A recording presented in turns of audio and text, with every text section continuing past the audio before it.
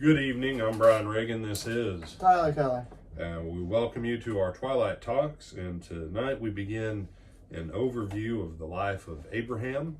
And Tyler, go on ahead and start us out in Genesis 11, verse 10, and then verses 25 through 32.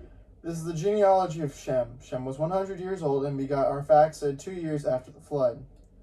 After he begot Terah, Nahor lived 119 years and begot sons and daughters. Now Terah lived 70 years and begot Abram, Nahor, and Haran. This is the genealogy of Terah. Terah begot Abram, Nahor, and Haran. Haran begot Lot. And Haran died before his father Terah in his native land in Ur of the Chaldeans. Then Abraham and Nahor took wives. The name of Abram's wife was Sarai, and the name of Nahor's wife Milcah, the daughter of Haran, and the father of Milcah, and the father of Iscah.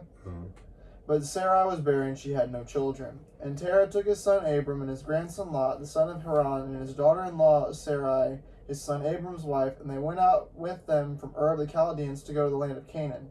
And they came to Haran and dwelt there. So the days of Terah were 205 years, and Terah died in Haran. All right. So, generally we start the life of Abraham at chapter 12, but Abraham is connected to Shem, and Shem had various prophecies pronounced on him by his father Noah versus his brothers Jephthah and Ham. But this is after the flood, and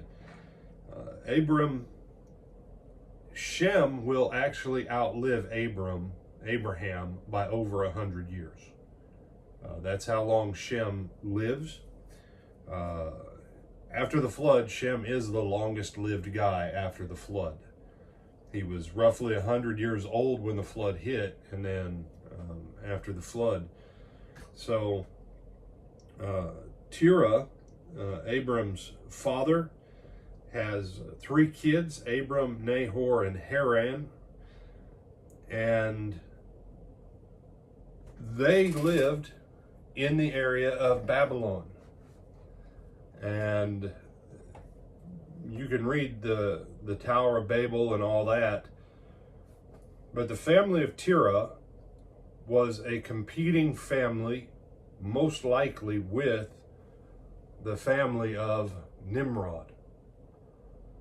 Because, and you say, I'm telling you that now because as we're going to see some of the events in the life of Abram, you need to understand that there is a competing family lineage between the descendants of Shem and the descendants of Ham and Japheth.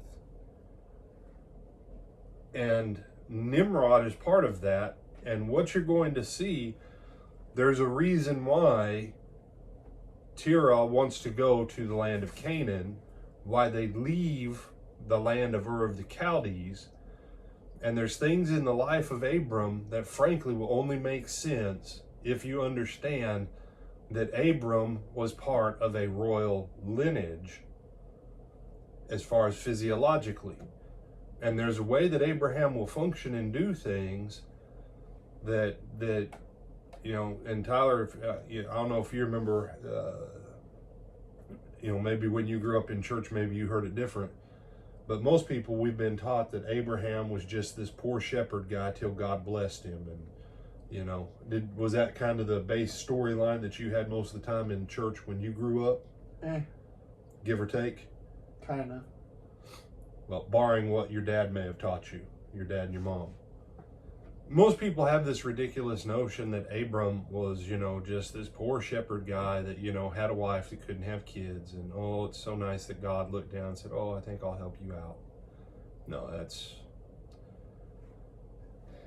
Abram not having a child, his father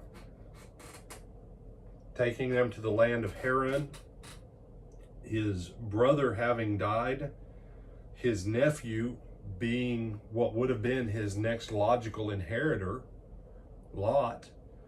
All these things are set in motion as they're preparing to go to another land, but for whatever reason, they stop in Haran. They never do go to Canaan.